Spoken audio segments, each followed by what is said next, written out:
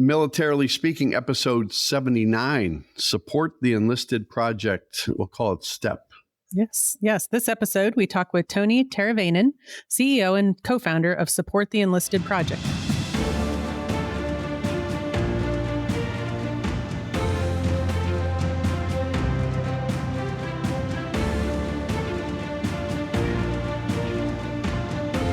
Welcome to Militarily Speaking, brought to you by Armed Forces Bank. I'm Tom McLean, and I'm here with my probably the best co-host one could ever ask. Wow. And that's, are we not recording? Oh, no, Is that what's going on? It's Jodi Vickery. Okay. So yeah, Jodi Vickery. I'm the military retail exec for Armed Forces Bank, and Jodi, Executive Vice President and Chief Digital Officer. How about that for a title, Tony? Chief Digital Officer. We haven't figured out what it means yet. In the banking business, too. Sounds fancy. I know. Again, welcome to our show. We're excited to have you listening and learning all about our guest, Tony Teravainen. And Tony, I want to take just a minute and share a little bit of your bio with our audience. This is all not new information to you, of course, but I want them to have a little bit of your background before we jump in and start talking about STEP. Tony's been a vocal advocate for the public support of our military community. He's assumed his position as president and CEO in February of 2014 after serving as a board chairman, director, and volunteer since the 2012 formation of STEP. As CEO, he oversees the positioning of STEP as a successful, trusted, and viable partner to young military families and transitioning veterans. Under that guidance, STEP was created in Southern California and is now serving families from across the country as he works to fill STEP's Vision 2032. That's a long way off. That is but it'll probably be here quickly. Fulsome vision, which I hope we'll hear about today, with a national presence. STEP has positively impacted more than 250,000 military and veteran family members, including 7,800 families in financial crisis, moved to self-sufficiency through his financial counseling intervention and $2.6 million in grants. And I think important to say with a 90% effectiveness rate. A little bit about Tony's personal background, son of a career Air Force father and having his U.S. Navy submarine career abruptly ended with a medical condition. Tony knows firsthand the hardships young military families endure. Mr. Teravainen left his consulting position at Booz Allen Hamilton to become STEP's full-time CEO, where for 5 years he consulted on strategy and process improvement. And prior to that, he spent 7 years running his portfolio of small businesses, 12 in manufacturing leadership at Sony Electronics, and 8 years in the operations, repair, and project management areas of the U.S. Navy's submarine nuclear power program. What that means is he is probably smarter than the two of us combined. And a little bit more accomplished. Yes. That is not on my LinkedIn, Tom. But I can steal it and put it on my LinkedIn. You could put it on your LinkedIn and everybody would One out of every three doesn't have the right information on there anyway. That you are not, in fact, equipped to work on a nuclear sub. In addition to serving as a commissioner on San Diego Citizens Equal Opportunity Commission, he also serves on the San Diego North Business Chamber Economic Development and Advocacy Advisory Council, San Diego Regional Chamber of Commerce Defense, Veteran and Military Committee, and sits as past chairman of San Diego County's Military and Veteran Advisory Council. So very well tapped in, obviously, to the community that you serve. And among other leadership positions, he's chaired the San Diego Coast Guard City Committee and is an adjunct professor at the University of San Diego. He holds undergrad degrees in business management and nuclear engineering, a master's in executive leadership from University of San Diego, and ABD with his PhD in public policy at Liberty University. That has to be the that end in of fact seals the deal about my comments about him being smarter than us. Yes, I have PH nothing after my name. He's received lots of awards and recognition for all of his good work to serve the community, including a few here that will name Spirit of Hope Award from the Secretary of Defense, Nonprofit Executive of the Year, Veteran of the Year, Top 50 Influential Veteran Business Leaders, Top 500 Influential People, Top 50 COVID Leaders. That's an award we never thought we'd have, right? Veteran Nonprofit CEO of the Year. He holds lots of license professionally in Six Sigma. I had a Six Sigma black belt once upon a blue moon ago. Project management and change management, and holds 1 U.S. patent. He's a TED speaker. That's probably something you aspire to, Tom. So, yeah, what is a TEDx? It's TEDx, right? Yeah, What is like it? a TED Talk? Yes. Yeah. And the local versions of TED Talk. See, you sell yourself short. You are pretty smart. Yeah, I'm not a nuclear submariner, but most recently he led STEP to earn Nonprofit of the Year, which is awesome, at the San Diego Business Journal Citizenship Awards. He's married to Jaslyn with 2 daughters and a son. So you got your hands full in all sorts of places here. He resides in the Highland Valley area of San Diego County, where we established before we started recording that is 82 degrees today, which is not the case where we are in Kansas City.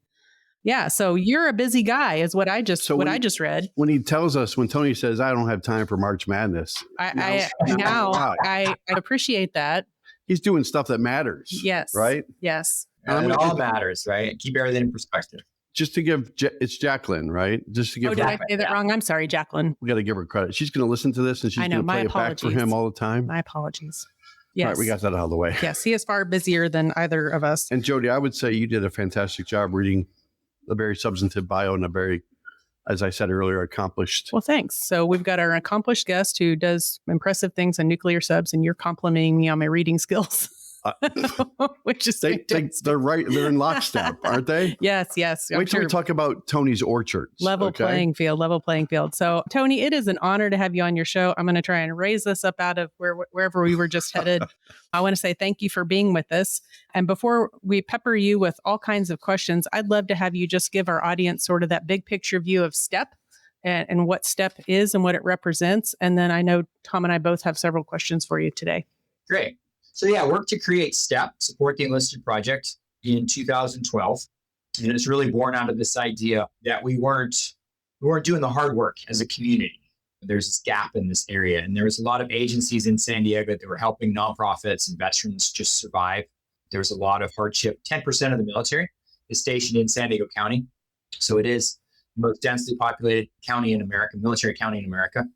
And the community appreciates its military and it does stuff for it. And in that, what I saw in 2012 was a lot of people helping these families survive. And a lot of this looked like handouts. I got in a position where I was volunteering and I saw this happening and I thought it was great. I grew up in a military family. I know the lifestyle.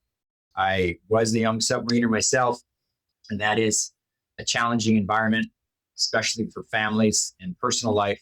So I get it. It's like, these are my people. I understand what these people are doing. But in my time after the military, it really worked to become, through a lot of that stuff you read, what you could consider to be a professional problem solver. And so I'm staring at me, my family, my past, my heritage. But the other side of my head is like, how is this helping move the needle?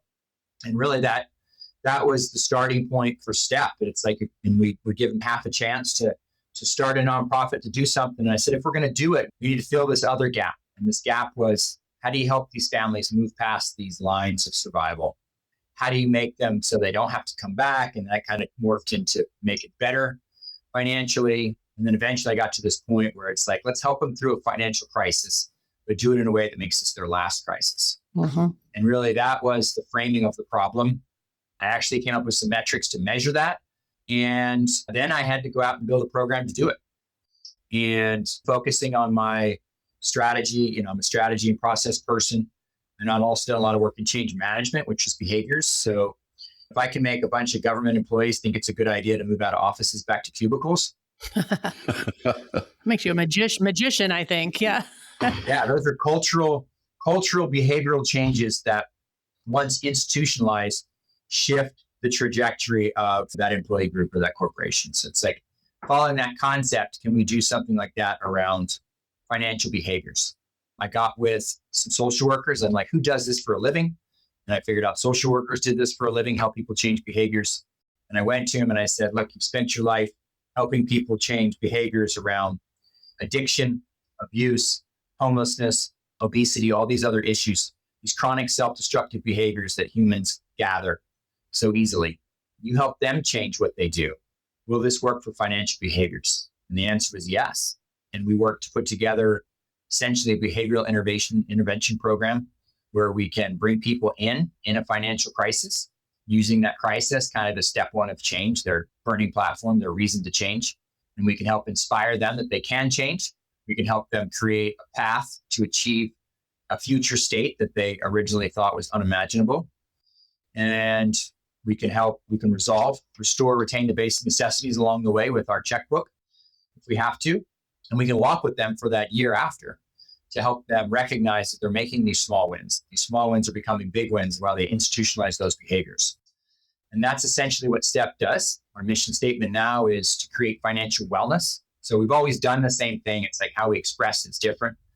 We're on this term financial wellness now, which really is this bigger concept. It's an academic concept of, yes, you can meet your needs, but but also how do you feel about your financial situation? Because you two, Jodi, can be in the same financial position, but it could be eating away at one person more than the other, right? Chronic financial stress just ravages the human mind, body, and soul. So how do we measure that?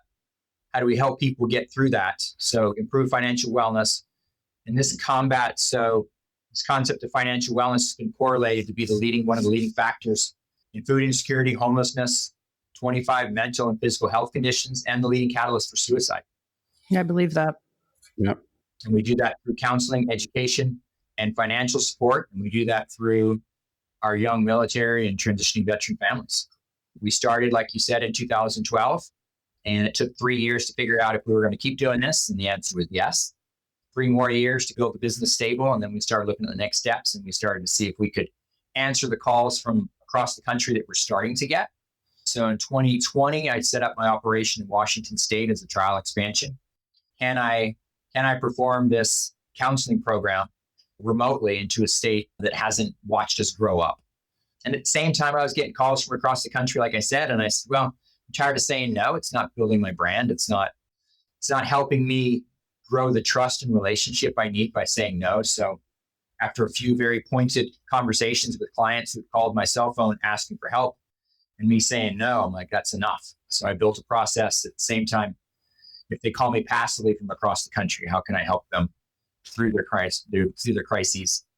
And we've been successful at that. Basically, based on that success, our ability to fundraise privately and fund all this without government support. And the board voted right at our 10-year point that our next 10 years, in a responsible manner, across the nation to bring it to all our military families. Tony, is that part of that Vision 2032? Yeah, that is it. Yeah, it's like we really follow this concept of let's do one thing and let's do it really good. Yeah. All that other stuff, let's rely on partners as well to do that. So the one program we have and our reason for existence is to propagate this emergency financial assistance program, this counseling program. And that's what we want to grow across the country. We want to be able to get it in front of as many people as possible. And I didn't know anything about the nonprofit sector when I came into it. I was the strategy guy. I had started a lot of businesses, but never a nonprofit. I had to learn a lot about the nonprofit world just to start this kind of regional nonprofit. I had to learn a lot how scaling a regional nonprofit was completely different on the kind of that test expansion. And now as I embark on this national, like we're 2 years into it. So the framework, the foundation, and the operations team and everything's in place that we need. And now we're ready to roll out this bigger marketing plan. It's a lot of learning too. It's like growing something national in an existing market space where I'm not set up to be competitive. I'm a complementary service. There's nobody else that has my program, and I can partner with everybody out there who has other supportive programs, but it takes trust, it takes relationship, and I'm finding it takes a lot of bandwidth.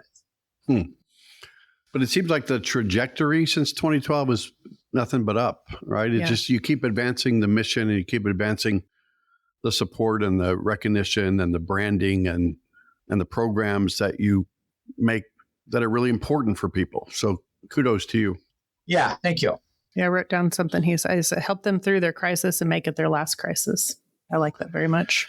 Well, we were on a branding workshop yesterday with our Association of Military Banks of America, and we spent 30 minutes on whether or not it's resiliency, wellness, readiness. What is the right buzzword for either getting over a crisis or being financially stable? And it's a struggle. And you talked about all the things about mental health or homelessness or food insecurity.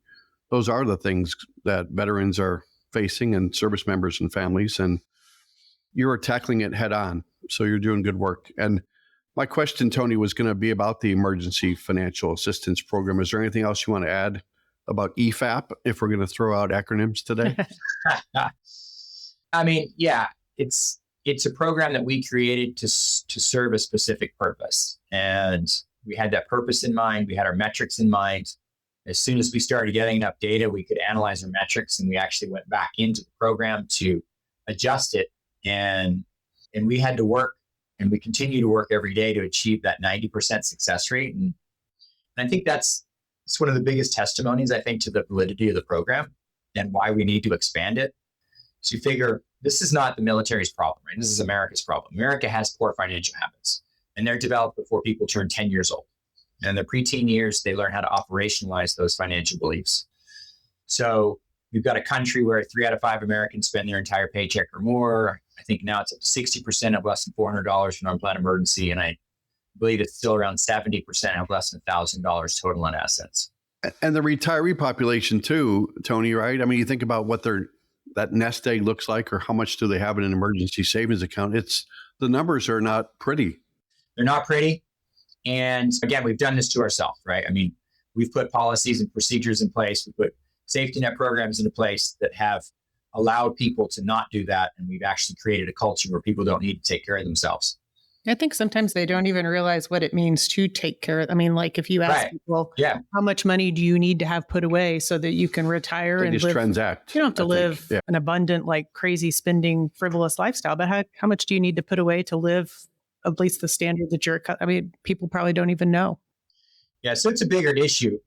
But in the military families, every year, like 0.1% of 18 and 24-year-olds from that pool of Americans with poor financial habits, on average, join the military. And we put them in a very stressful situation. We put them in a situation that has higher family stress, higher financial stress, and higher work stress than the rest of Americans. And you could argue anything, but the first thing we do to these people is rip them out of that home environment. And that's what was going to keep them solvent, right? That network, their high school buddies, their friends, brothers, sisters, family members in the country every 2 or 3 years. So there's $2,000 to $5,000 of unreimbursable costs per move. That puts the spouse in a 50% underemployment rate.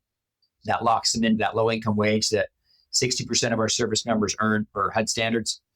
You can deploy that service member between a third and a quarter of the time. So if you started with 2 parents, you can go back and forth between 1 and 2 parent household, but I think 20% of the military is single parents. So they got to find an aunt and an uncle to take care of their kids. The military is still the 3rd most deadly occupation. So over the last 40 years, more service members have died from work-related accidents than any other cause. It's the profession with the highest divorce rate. And you're going to actually tie their ability to maintain their security clearance and get good performance evaluations on their ability to manage money and keep that chaos out of their life. And it makes it much more of a struggle. Yeah, it's like the ultimate circular reference, I think, because it all sort of feeds on itself. So, I mean, I think you're really good at guessing what our questions are going to be. I was actually going to ask about that. So you've got the pockets that you guys cover and help people understand how all this interrelates with the food insecurity, the homelessness, the mental health issues. I mean, I think you just summed it up really well, because while this stuff happens in just society as a whole, all the things that you just articulated are the things that I think a lot of people don't realize are unique impacts to military families. Yeah. And it exacerbates everything that a quote unquote normal family, not in the military, is going to be going through by some multiple. I don't even know what that multiple would be, but certainly. Tony does have that operational analytical data set about him. Yeah. So he's probably got a lot of numbers and studies that you probably stay up late at night looking at studies, don't you? And data. He's not up late filling out his bracket. They call him a quant jock. I bet though if he filled out a bracket, he'd be the one perfect bracket standing. I know. And Warren Buffett would have to pay him for that. Yeah. Yes. New fundraising idea. But talk a little bit more about the data side of the house too, because do you just need reinforcement that these things are, or because you live it every day, you know what issues are facing our military population and community? Yeah. I mean, we see it. So we're serving just over 100 cases a month right now. So you figure 1,200 cases a year and growing. We're seeing families from across the country. It's about 70% of what we do is in San Diego and Southern California. About 15% is in Washington and about 15% in 38 other states. Okay. And it's the same issues, but different issues. Most of the people, we ask them how they found us, and 95% plus are from these personal referrals. And what we've been able to establish is this brand value that we're the place to go when you're really in a financial mess. And 65% of our referrals come from on base, friends, coworkers, neighbors, military supervisors, and then the agencies that they go to on base. They'll roll into one of these relief agencies or the financial counselors there, and they're like, you just need to go to STEP. we can do this part and this part, but you need to go to STEP. And off base, 35%, just in San Diego, it's about 140 referral partners. And there are other nonprofits that focus on military and non-military. They're big and small nonprofits. They're city agencies, they're county agencies, they're churches, there's colleges, community groups. One guy even wrote in there's somebody to help me change my tire on the side of the highway. It's like they get them in this moment. And what I need to do is get my value proposition into somebody's head in a way they actually believe it. So when themselves or somebody around them is suffering from this crisis, and it's not like, oh man, it's just times are tough, and this is a problem, and this happened, and this guy screwed me over, and this guy screwed me over. And it's like, by the time they get to us, those stories are done. And in my TED talk, I used this example of this Marine that came into our office, and we were in our first location. So it's 1,000 square feet. So everybody knew when somebody came in the front door. And he walked in on a Friday afternoon at 4:30. And he was actually giant. He walked out the sun from the door. He's the size of like a linebacker. And this social worker walks up to him with this big smile, and she's maybe 4'11.5". And she's peering up at him with this big smile, and he's looking down with just this, it's just a blank expression. It's like, I can recognize it anywhere. And he pulled his cover off, and he literally shrunk in front of her, so much so that the room got lighter as he let in more light. Mm-hmm. And he said, again, the stories are gone. And all he said was, I don't have enough food for my kids tonight. They told me you could help, and I'm tired of this. Wow. I mean, that's like all he had left. He didn't just figure out on 4:30 on Friday night that he didn't have enough food for the weekend, right? He's known all day, probably known all week. And he's been trying and spinning the tails just isn't going to work anymore. And when he came to us, he said those words, but the social worker heard, I want to change. I want your help, and I want to do it now.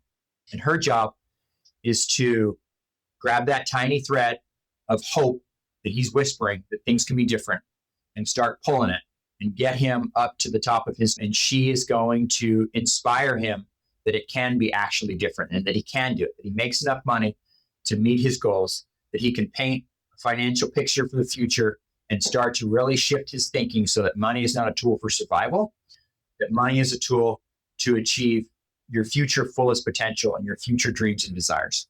That's what has to happen. And the whole first part of the counseling that they're working on is to help get them there to that change moment where they plant that flag. Our social workers, they are our financial counselors. They're one and the same, and they perform the same function, but it's not about the money. If it was about the money, an Excel spreadsheet would work. You could give everybody an Excel spreadsheet and just tell them how to spend their money, and it would just work. I could tell you to quit smoking, eat better, stop kicking the dog, yell at the kids. You would just do it because that's the right thing to do. Right? But our behaviors get in the way of this, and our habits. So what has to happen is here, they have to be able to help them overcome their personal challenges. And the reasons, that probably now 9,000 families that have gotten into these financial crises that showed up on our doorstep, there's 9,000 different reasons. And there's probably 18,000 because the spouse had one reason, and the other spouse had the other reason, and they came together and created a third reason. And it's like, everybody's got their financial baggage. Everybody's got their emotional history, the different environments that they grew up in. It's like they come to these financial crises. They might look the same very quickly, as in they're getting evicted. You can't afford to get the car to the transmission shop. Their car's getting towed and repoed. Electricity's off. That's the same. But what got them there is different. And so we don't want to go into their history and judge them. But what the social worker needs to do is see what problems they're presenting as challenges for them to shift their thinking. So our social workers, they have a social worker degree. Most of them have a master's degree in social work. They all come from what we call shared experiences. So they've all been in the military somehow. They're a military spouse, they're a veteran, they grew up in a military family, they get the military life. The military life should not be why your finances look the way they look. That's just the environment you're in. You should be able to overcome that environment and still drive your behaviors and desires through that. And I send my social workers off when they come on board to get certified to be financial counselors so they can legally talk about the money. We get additional certifications, and they become certified financial social workers. They get a lot more training in crisis response and suicide response and other types of issues that we deal with. But 90% of the discussion is this about the behaviors and what they want from money and how they see money and how what they bring to this problem needs to be solved. So the social worker can help them work through that.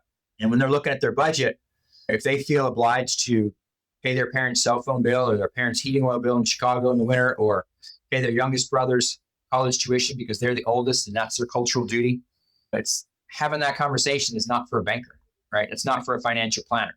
But that is the roadblock of why this person can't figure out how to get their arms around their financial dreams, desires, and where their money goes. So we empower them that it can be different. And they use a lot of these different social work modalities to help them understand they have all the skills and talents they need, that they can do it, that it can be done. Once they commit to that, the social worker then is going to walk them through the process to build this plan for the future.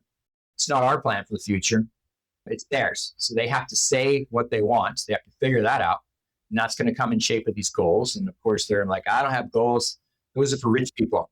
And the social worker can say, what I heard you say, they've got all their case notes and they're professional listeners. And they're just, we're never allowed to tell them what to do. It's always about asking the questions. This is a solution-focused approach. We're trying to get them to their solution.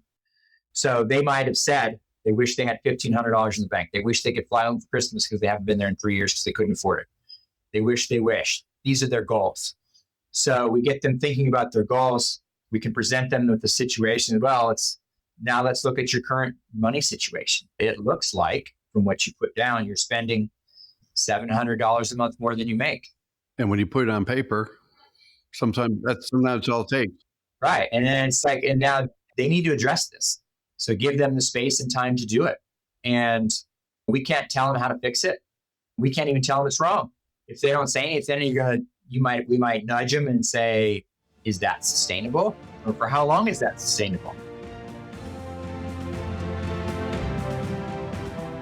Hey everyone, if you're looking for a little extra financial flexibility to take the family on a vacation, tackle that home renovation, or just get through the ups and downs of military life, we've got some great news for our military listeners. Absolutely. Armed Forces Bank offers access loans that are perfect for handling life's unexpected expenses, consolidating debt, or even making that big purchase you've been thinking about. And with our fast approval process, you can get the funds you need quickly and easily without all the hassle. At Armed Forces Bank, about 75% of our team is affiliated with the military, so we understand your unique needs. We've been supporting military families for over 100 years, and we're here to help you take control of your finances. Whether you're active duty, a veteran, or a reservist, we're committed to offering you flexible terms and competitive rates, making sure you get a loan that fits your life. So if you're ready to take that next step, head over to afbank.com or visit a branch near you. Armed Forces Bank, serving those who serve. Member FDIC, subject to credit approval. Origination fee applies. Direct deposit relationship required. Loan terms are based on loan amount.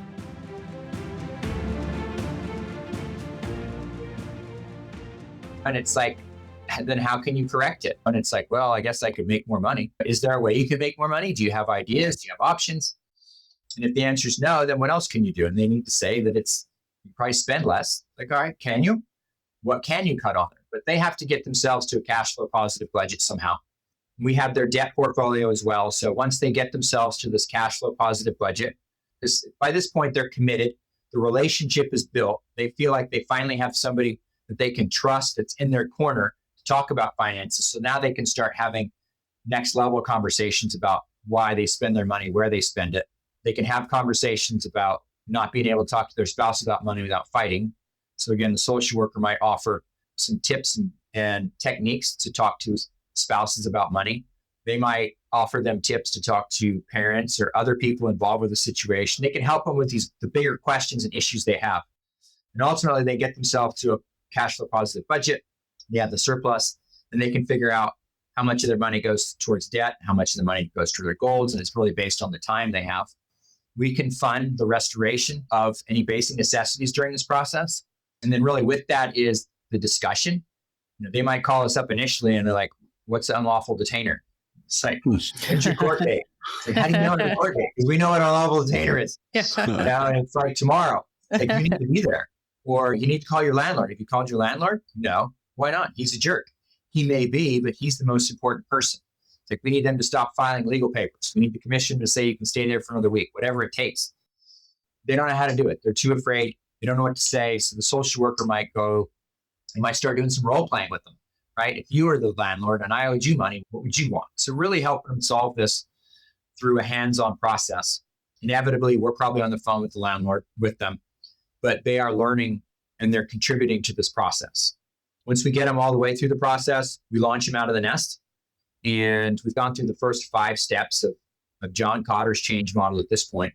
And what's left is you need to start getting these small wins and recognize you're getting small wins. And then those will snowball into these bigger wins. And then you need to institutionalize those behaviors. And we execute those last 3 steps of change in the 12 months after they finish that counseling session.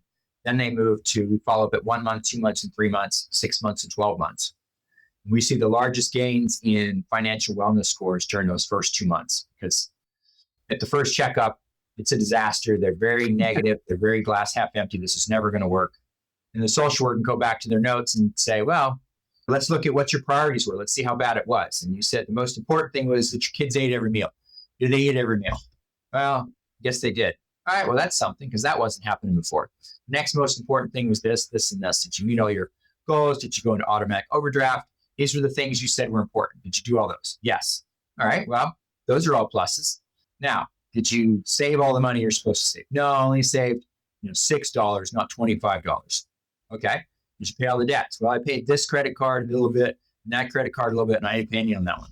All right, so as compared to last month, did you do better or worse? So I'll go through this whole thing, help them understand that they are getting better. They may have had another setback that they had to readjust for, but financial challenges are going to continue to come. We have to teach them how to overcome these issues on their own, and they'll get that through that first 2 months. They recognize they're making a headway. They recognize it's hard work. They recognize it's their plan, and they can adjust it as they see fit.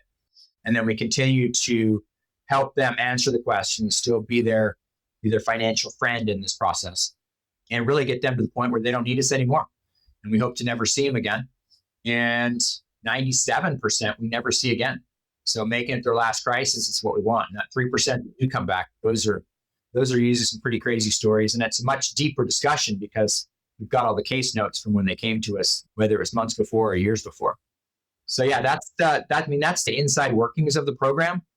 It's high touch. It's 20 hours or so of counseling per family, but you can't fix this without fixing each person's thing that's keeping them from being successful.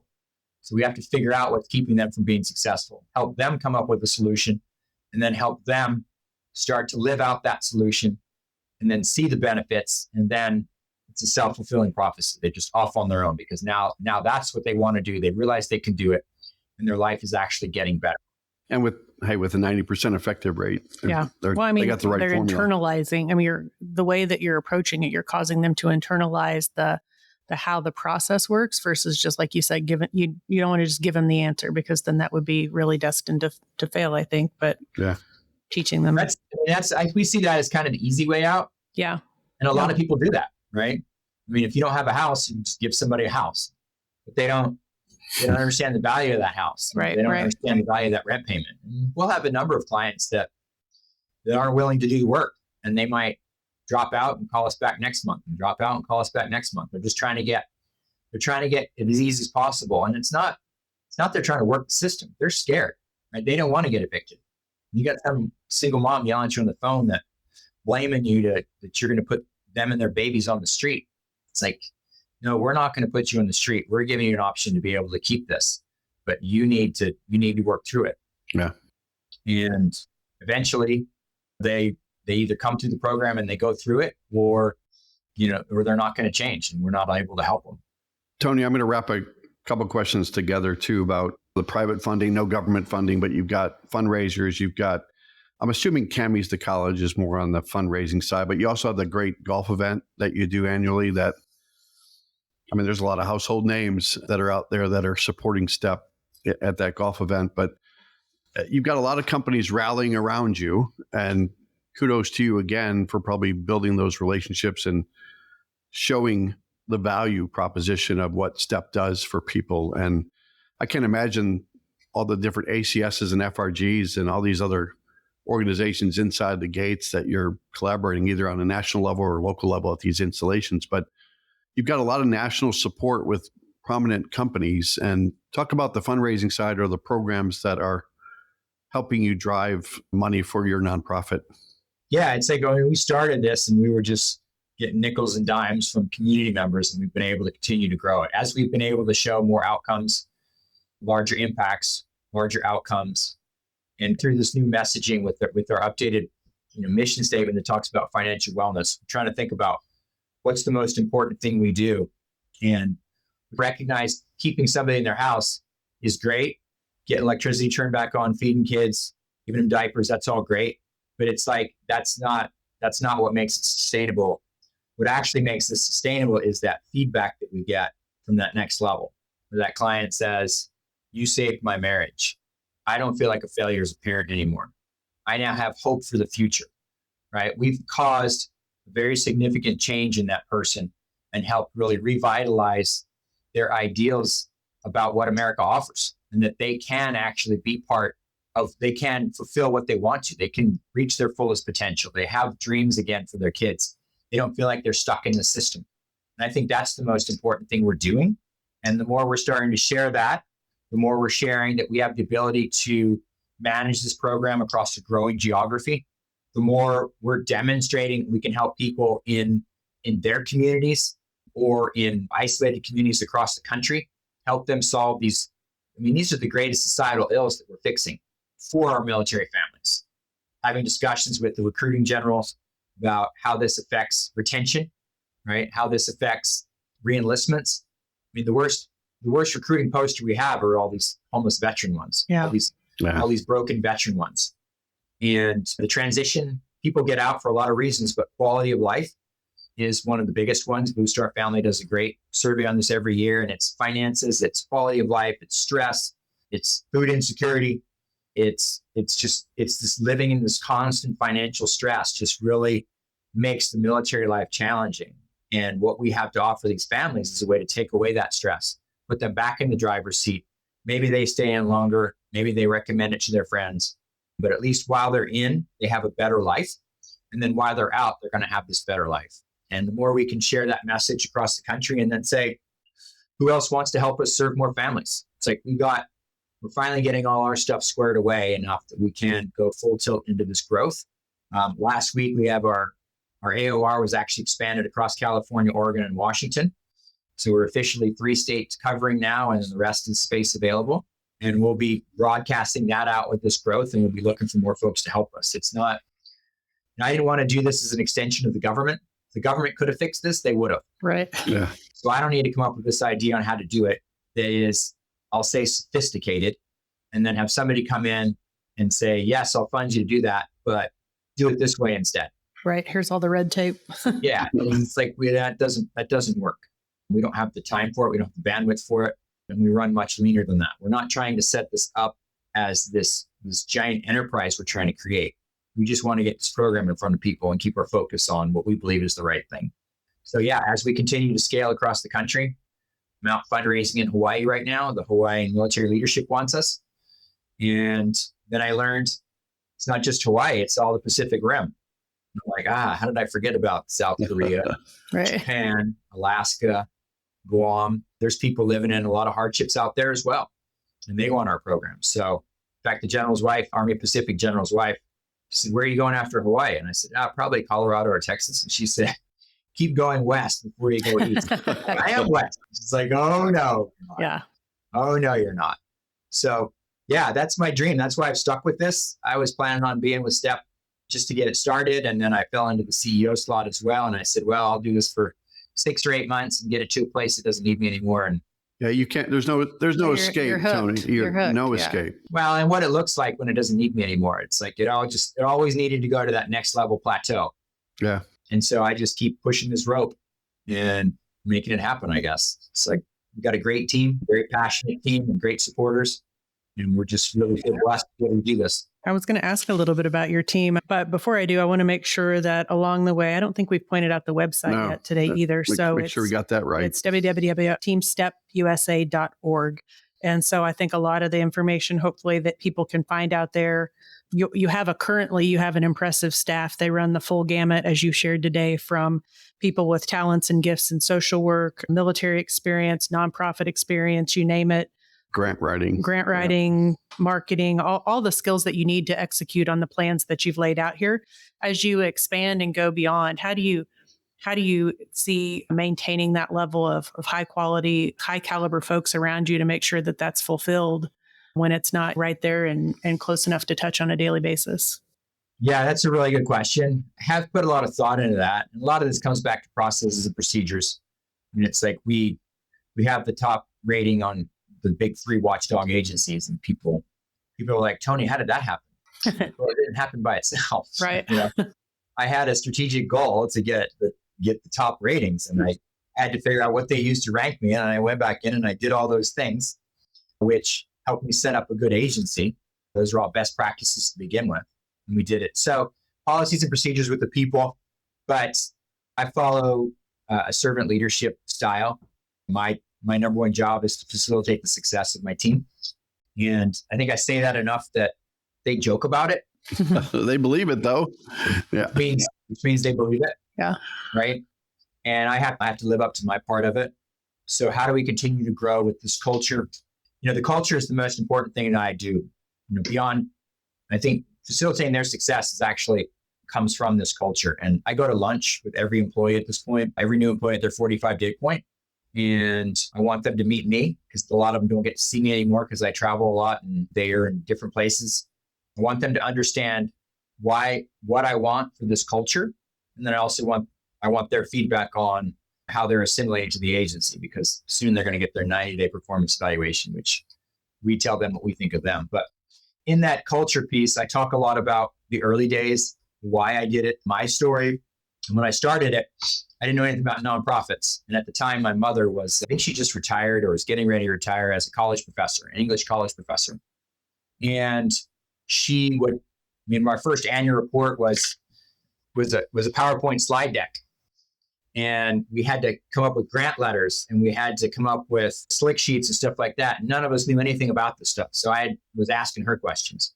And of course, like a good college professor, she never had an answer. Well, you just mark the thing up and tell me what words. She's like, no, what do you think about the main points? And I was like, oh my gosh. Yeah. My first speech writing, I used her a lot. So she was very involved, and she would come out and visit. And when she would come visit and she'd come in the office, I would notice there's this kind of reverence about her. And she was a threefer. So she was the boss's mom, and we like the boss. We'll just say that. We'll assume that. It's Dr. Gordon, right? So we don't know how to act around this very intelligent, powerful woman.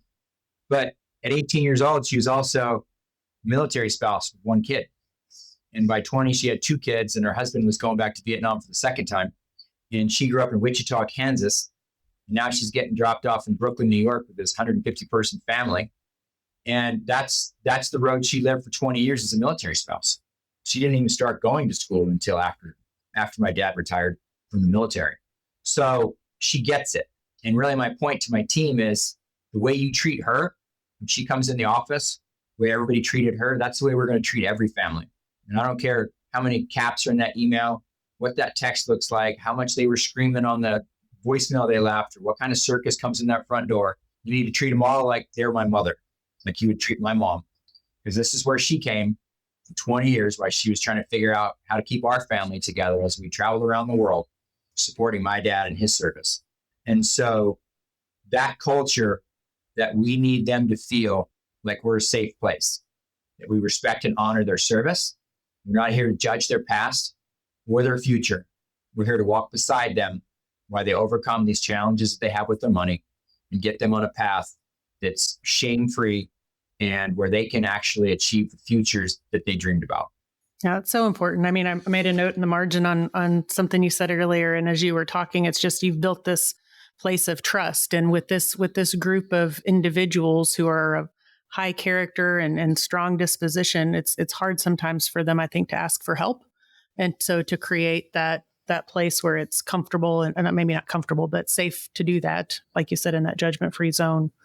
I'll go back to, I'm just going to read a couple things to our audience, that there's a lot of innovation out there from companies that are supporting you. And there was like a sneaker giveaway for military kids, 100 one-way tickets from Southwest Airlines, crockpot donation by the United Way, realtors running a food drive that resulted in 6.5 tons, I think I read that correctly, of items. A lot of food. And then you go back to all the things that people say about STEP too. And knowing you have a 4-star rating from Charity Navigator is a testament to how you run your shop, Tony. And then, you look at some of the reviews out there for STEP, it having a positive impact on military families, great customer service and staff, supportive financial assistance programs, mission-driven, and employees describe it as welcoming, positive, with opportunities for growth and development. So I think you can put a stamp on what you talked about with the culture and talk about how people are perceiving and receiving the services and support that you provide. And it just seems like everybody's gravitating towards wanting to put their best foot forward and help STEP, whether it's the companies, whether it's the ideas, whether it's what can I do to help. And people, Jodi mentioned your website. They can volunteer, they can donate, they can find out more, they can come up with their own creative ideas of ways to help you on the fundraising side. But I just wanted to capture some of the things that the outside world says about you, but also what the inside world says and how great you've made a difference with organizations that want to get behind you. That question you ask is something we need to ask as a bank and as volunteers is, you said, do you want to continue to help these military families? Like, why wouldn't you want to help these military families? It's table stakes. If you're a military bank, or if you're a nonprofit, or if you're a company, how do you say no to that you can't get behind supporting military families that need our help? You mentioned homelessness. You mentioned the wellness on the mental health and just food insecurity, things that feels like the government should help. But organizations like STEP and a whole plethora of organizations that are in the space of helping military families, you're just another great example of work that's being done. And for people that haven't heard of you, I'm glad we're doing the podcast so people can hear about you. But it sounds like you're doing a pretty good job of getting the word out there other than this podcast. Yeah. Keeping himself very busy. Is that the best place for either individuals or if we've got companies or business clients that are listening, teamstepusa.org? If they want to connect with you to do any or all of this in terms of support, is that the best avenue? Yeah, that's the best place. Up in the top, I think it's right-hand corner now, or at the top, there's a button that says apply for services, volunteer, donate, and then they can contact us as well. So we have an info at website for email address that you can get there. My contact information's there. They can send people there for services. They can find out more of what we do. So that's the best kind of the clearinghouse for anybody. Okay, no, that's great. There was something we wanted to ask Tony, and we're probably going to get to the finish of this too, but there was capacity building campaign. And I did mention earlier about the CAMIs, right? I mean, if there's a couple of programs you want to come to the finish line with the audience, because you've covered a lot of great ground with us today, that talking about any other programs that you want to bring to the forefront? Or anything we wouldn't have known to even ask, perhaps. Yeah. I mean, a lot of those other programs, when I started STEP, I said, let's just do this counseling program. We're not doing anything else. We're not getting distracted at all. But I couldn't stop the community from giving me backpacks, food, and Christmas gifts and stuff like that. They just kept bringing it. So I said, fine, you're going to give me this. Let me figure out how to use it as a tool, right, to promote our greater mission. And so what that's really become here in San Diego is it's the big end of my funnel, right? This is my branding and marketing programs. So I meet a lot of community partners through our back to school program, our Thanksgiving program, our Christmas program. We have an Easter program. We have a warehouse full of donated goods that any military family or veterans can just take whatever they want. We give out 200,000 pounds of food a year, 200,000 diapers. We hand out, I think we're 7 distributions a month now. Some are here, and then the rest are on military bases and throughout the community. So this is kind of, we're going to get a bunch of stuff from the community, and that becomes the big end of my funnel for meeting donors and community members. And then I can take that merchandise, it's about $1.5 million a year at this point, and I can give it to the military communities, and they become the big end of my funnel for my client side. It's how they learn about STEP, and they learn about, we have positive brand impression, and then we provide some economic value, offset a cost or training or something like that. So as we continue to grow STEP, Washington State has started to develop its own programs. I don't want to put San Diego's STEP in Tacoma or Bremerton. It needs to be theirs. So they really like the back to school program because we make it an educational fair and we help people learn about educational opportunities as well as giving them backpacks and other stuff like that. They really like, at the same time they do the backpack drive, a lot of people want to collect winter coats and military boots, or not snow boots and stuff like that for military families. So we let them do that. But these are ways that the community engages in the way they want to. So we get about I think probably 10,000 volunteer hours a year here in San Diego for people that just come into our warehouse and manage these programs with us. So they make that happen. It helps definitely get the word across, grow the name, grow the brand, and helps get that bigger message out there that STEP's the place you go when you're really in financial trouble. I can imagine the distribution and all the jobs related to inventory management. Just My the goodness. logistics of it, yeah. Yeah, just keep coming. You want to play a game? If he'll give us just a couple more minutes. Want to play a game? I do. I want to play the military minute. So this is a question that, Tony, if you know the answer to, you're welcome to answer this time. The second question. Because it was the last podcast. Not so much, but this first question was from our last podcast. The average number of troops deployed at any given time. What is the average number of... He's so smart and he has all the degrees. He may know. Well, he's Googling it at the same time, but yeah. Step away from Wikipedia. What's the number? You're using AI. Yeah. And if it's wrong, then I blame Tom because it's his answer. Yeah. So I would say you got 1.25 million.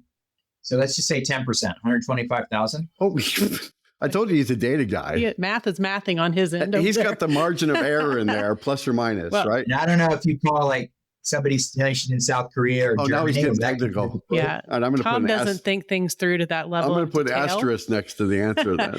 the number that Tom was looking for was 150,000, but I was impressed with the mathematical way he got to that one. Yes. I couldn't even start. So if you listen to the last podcast and you hit 150,000 in the comments, please watch for your name to be the one that was selected to win $50 for yourself and $50 for a charity of your choice.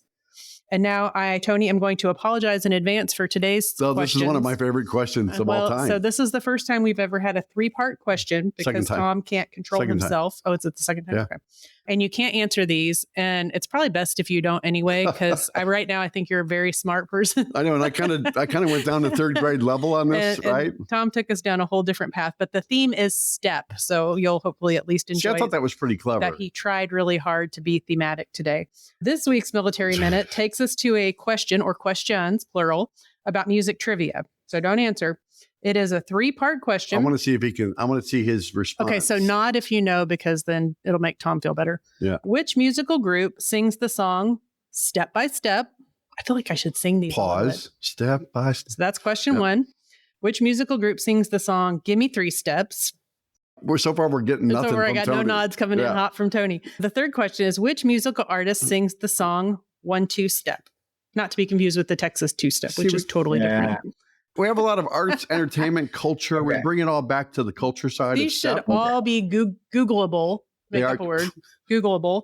So if you are bored and you don't have as much going on as Tony does on any given day, find out who sings Step by Step, Give Me 3 Steps, and 1-2 Step, and drop it in the comments. And did you know the answers before you read them? No. Well, I knew one of them.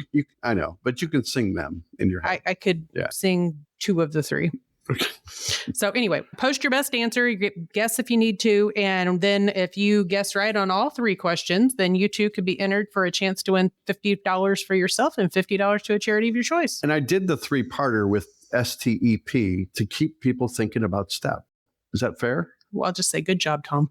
Okay. I just want to pat on the back. That's all. I know you did. If you enjoyed today's episode, go out to afbank.com and subscribe to the show. And you can rate us. You can leave us a comment about how much you enjoyed Jodi's personality on your favorite podcast platform. On Apple. Tony, we're on Apple. We're on Spotify. We're on YouTube. We're everywhere. Yeah. But thank you so much for being here, Tony, and telling our audience and us all about STEP. Appreciate your time. Obviously, you're a very busy guy, so appreciate the hour. No, I'm glad we made it work. Thank you for your service, and thank you for all that you're doing 25 hours a day. Yes, thank you, Tony. Yes. Thank you.